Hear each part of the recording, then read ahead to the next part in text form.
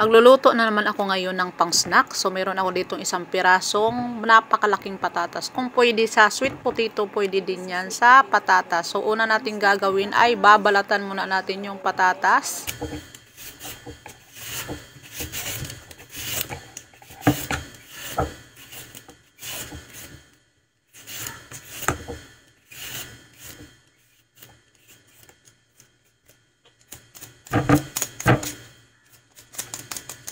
Tapos hugasan, hiwain.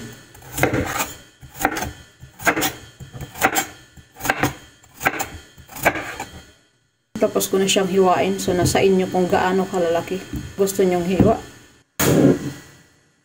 So, magpapainit na ako ng mantika.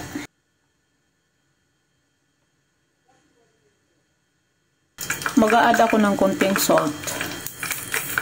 And then, ilalagay ko na itong patatas.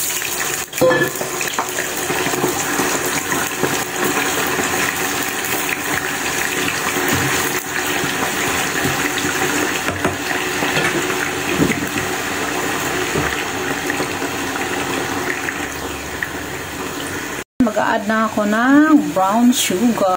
Tansyahan lang ang paglalagay ng brown sugar. So, nakadepende yan sa inyo kung gusto nyong sobrang tamis. So, naglagay nga pala ako dyan ng kaunting salt para mabalance yung tamis. Ang asin kasi yung nagpapabalance sa tamis. Kung pag kinain mo, hindi siya nakakaumay. Ganon. Halo-haloin lang hanggang sa matunaw yung asukal na ating nilagay dyan at dumikit dyan sa ating patata. So, yung iba kasi gumagawa ng arnibal. Piniprito muna nila yung kamote. Saka nila inilalagay doon sa kanilang tinunaw na asukal. So, yung sa akin kasi, pag okay na yung patatas, sinusunod ko na talaga yung brown sugar para isang trabaho na. So, magdubli-dubli pa tayo ng trabaho kung magtutunaw pa tayo ng asukal, ganun. So, para lang yun sa akin, guys. Kung sa inyo ay ganun ang style ng inyong pagluluto, okay lang din naman. Nakadepende naman kasi talaga yan sa inyo, no? So, ayan, luto na yung aking potato Q a la Nura version, char!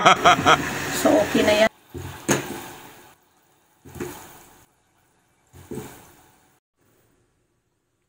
So, ayan na guys, luto na ang aking potato Q a la Nura version. O, diba?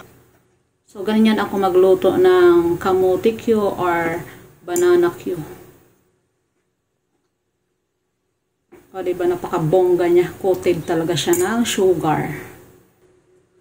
Siyempre, titikman ko siya na.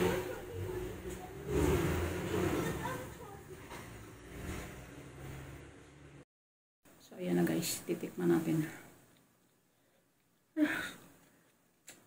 Ang init pa. Excited lang.